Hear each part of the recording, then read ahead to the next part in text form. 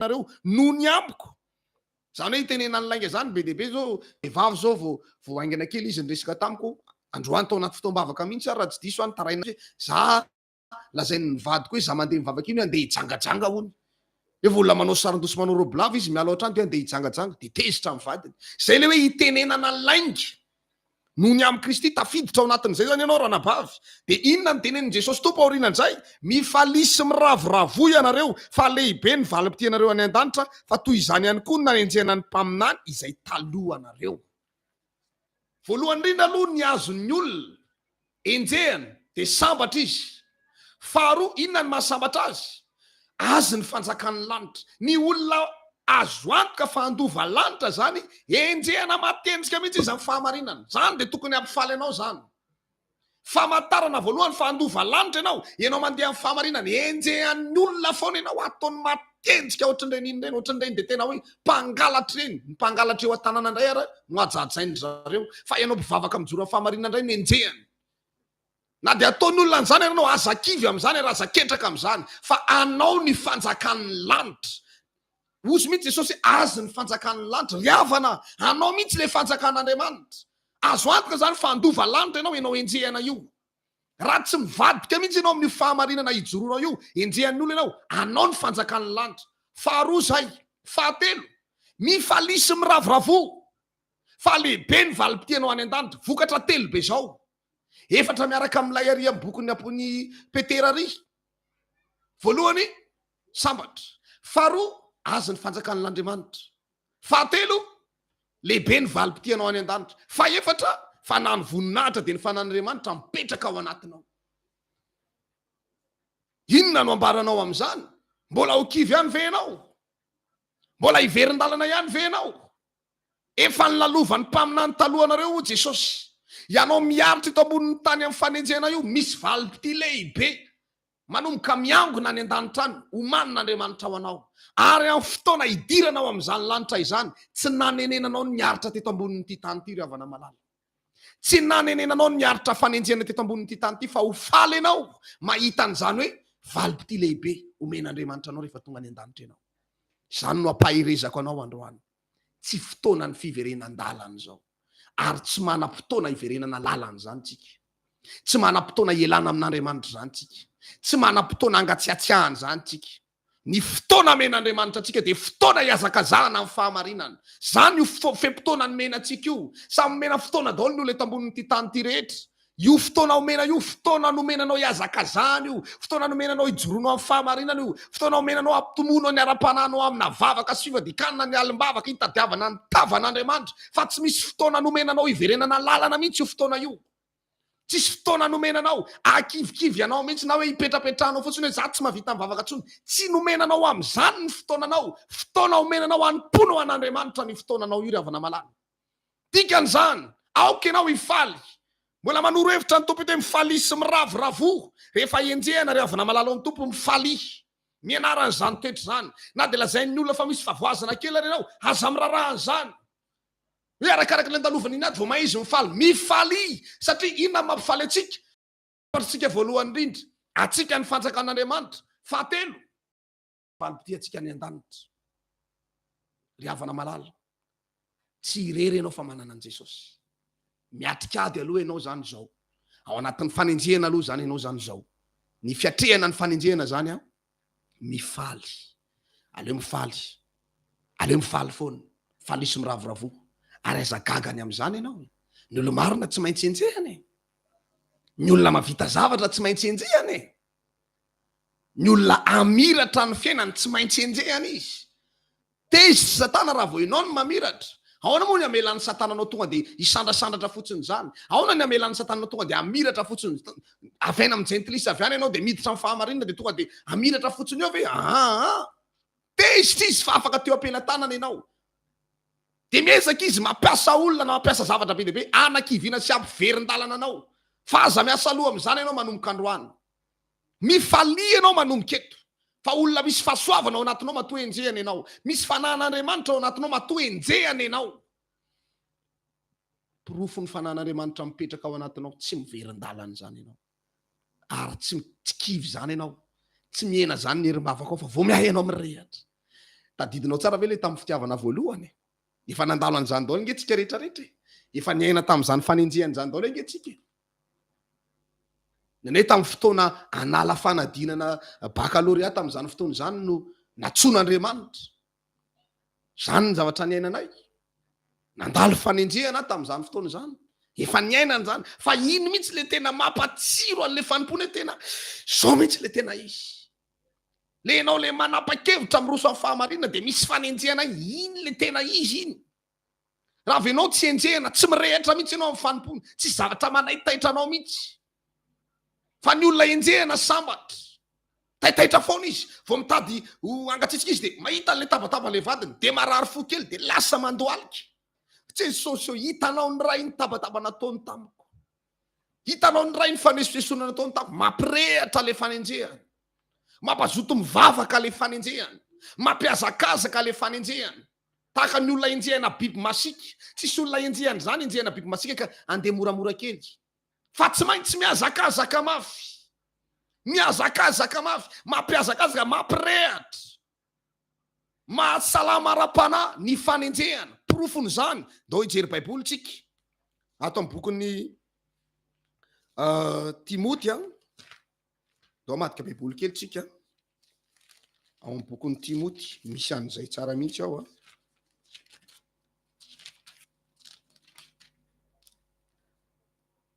Timoty faharoa izay raha tsy diso Timoty faharoa toko fahatelo manomboka ny andininy faharoa ambin'ny folo Timoty faharoa toko fahatelo ny andininy faharoa ambin'ny folo vakiko amin'ny anaran'i Jesosy tompo eny izay rehetra teo velona amin'ny toe-pana araka an'Andriamanitra izay ao amin'ny Kristy Jesosy de maninona hoany de enjehana averikany eny izay rehetra teo velona amin'ny toe-pana araka an'Andriamanitra izay ao amin'ny Kristy Jesosy de enjehana izany hoe mamelona fanany fanenjehana izay teo velona amin'ny toe-pana araka an'Andriamanitra teo velona amin'ny toe-pana araka an'Andriamanitra zany teo velona amin'ny fahamarinana teo tafatoetra amin'ny sitrapon'Andriamanitra foana de enjehana izy aloha zay no mahatonga ny mpiandraikitra ny olom-baositra ny mpanompon'Andriamanitra tsy avelan'Andriamanitra ho afabela mihitsy fa asian'Andriamanitra fanenjehana kely vao mitady angatsitsika asian'Andriamanitra fanenjehana kely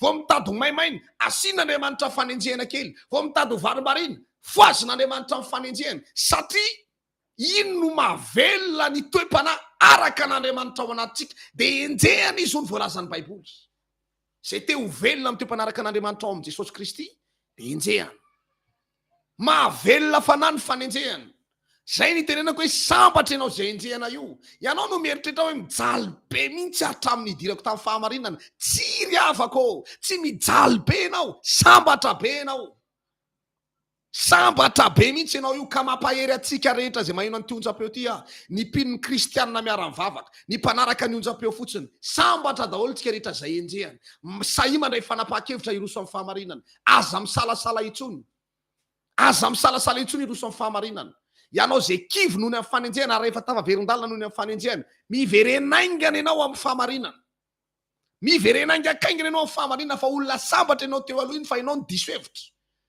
tsy fantatrao le toerana nametrahan'Andriamanitra anao olona sambatra de lasa ndray ianao niala tam'le izy zao ianao miady mafy amin'ny fahakivina any ambadika any fa miverenaingana amin'ny fahamarinana fa tia anao Jesosy ny mpiandraikitra zay enjehana sambatra ianao miadiny ady tsara ny finoana ny vita batisa zay enjehana sambatra ianao ny olom-baositra zay enjehana sambatra ianao ny mpinotsotra zay enjehana sambatra ianao ny mpanaraka ny onjam-peo izay enjehana sambatra ianao ny mpanompon'Andriamanitra mpitondra fiangonana izay enjehana sambatra ianao averikany hoe sambatra ianao ampahafantariko anao le toerana misy anao androany fa io fanenjehana io tsy tongatonga foana io fa sambatra ianao amin'io misy zavatra tian'Andriamanitra tongavanao te apetraka ny fanahany ao anatinao izy voalohany indrindra ary te amelona ny toe-panaraka an'Andriamanitra ao anatinao izy te apiditra anao anatin'ny lisitry ny olona vonjena izy satria azy ny fanjakan'ny lanitra ary te anome valopy lehibe ho anao Andriamanitra dikan'izay tsy misy olona mahazo kivotsony manomboka androany olona mirehitra daholo ny olona hitan'Andriamanitra ato amin'ny fiangonana kristianina miara-mivavaka zany ranabavy malala aza kivy fa maherezy fa hitan'Andriamanitra ny fanenjehana mahazo anao io. Zany raha mahalala ao amin'ny tompo. Aza kivy fa mahireza hitan'Andriamanitra ny fanenjehana mahazo anao io. Sambatra ianareo raha ratsiana senjehana noho ny amin'ny fahamarinana, fa ny fanahan'ny voninahitra dia ny fanan'Andriamanitra mipetraka ao anatinareo. Dia hoy ny voalazan'ny Timoty 1:9 maranantsika azy a. Timoty 1:9 manao hoe, ny 2:12 manao hoe, miadiny ady tsara ny finoana ana mandrakizay, fa ho amin'izany no niatsona anao koa sy nanaovana ilay fanekena tsara eo imason'ny vavolombelona maro. Ianao nyroso tamin'ny batisa iny, ianao nanomboka nanao nandray fanapahan-kevitra iroso amin'ny fahamarinana iny, nanao fanekena teo anatrehan'ny vavolombelona maro ianao. Tsy teo anatrehan'i Jesosy tompo ihany, fa teo anatrehan'ny olona 420 vavolombelona. Hoe ino ny tapa-kevitra iroso amin'ny fahamarinana? Arao maso amin'izay ny fiainany manomboka eo ary. Nisy vavolombelona nandre ny fanekena nataonao, ianao izay niverin-dalana. Ianao zay kivikivy tady idio tsara fa tamin'ny anao fanekena tamin'ny batisa iny, tamin'ny anao nanao fanekena tamin'ny batisa, nisy vavolombelona maro na ianao tamin'ny fotoana iny. Dia androany aty ampatsiahanao. Mety nandalo niady tsara ny finoanao ianao, dia nitsoka tamin'ilay ady fa mafy loatra le izy. Miverenaingana ianao androany amin'ny fahamarinana. Miadiny ady tsara ny finoanareo, azony ny fiainana mandrakizay. Io fahamarinana tanemanao, io ny fiainana mandrakizay ianao io. Io fahamasinana anaovanao, io le azony mafy io. Aza vela isy anaisotra no eo ampelantananao zany. Io fahamarinana ampianarina anao foana io, azony mafy io fiainana mandrakizay. Fa ho amin'izany ozy ny voalazan'ny Baiboly, no iantsonanao, ny antsonanao hivavaka, andova lanitra.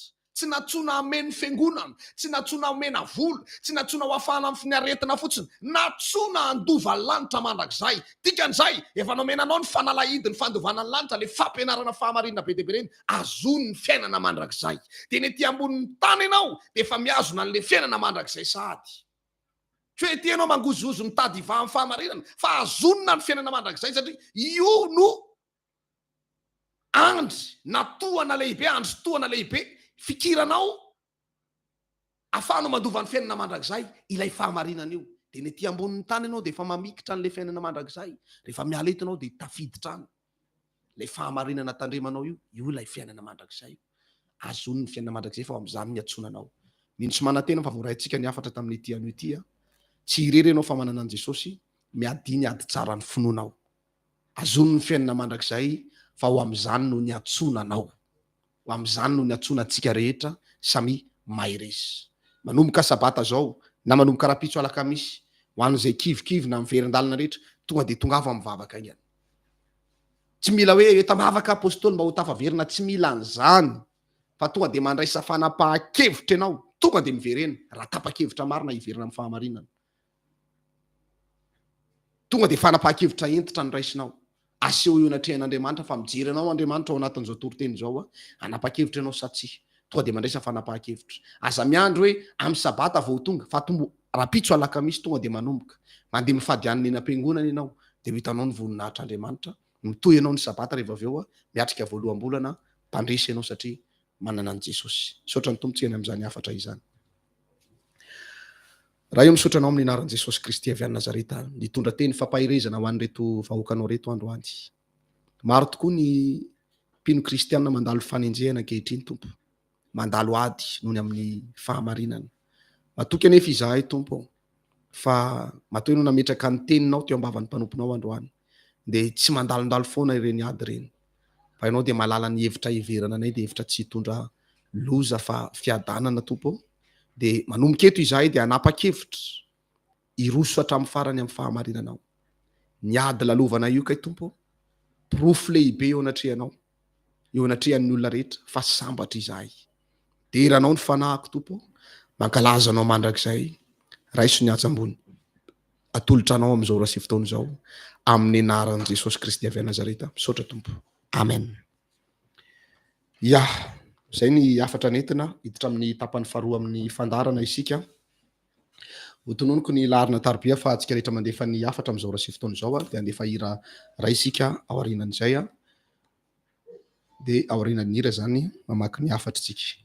Laharana voalohany a 034 55 542 72 034 55 542 72 manaraka ny 034 29 546 91 034 29 546 91 ny artela dia ny 033 71 343 35 033 71 343 35 farany ny 033 64 478 44 033 64 478 44 reo ny larina tarbia afahantsika mandefa ny afatra amin'ity aneo ity angataka hira anankiray amin'ny teknisianao sika hira fampahirezana le hoe mahireza sy matanja dia aorinan'izay hira zay verina eto izahay mamaky ny afatra alefantsika avy any anatin'ny tokantrano avy any dahoary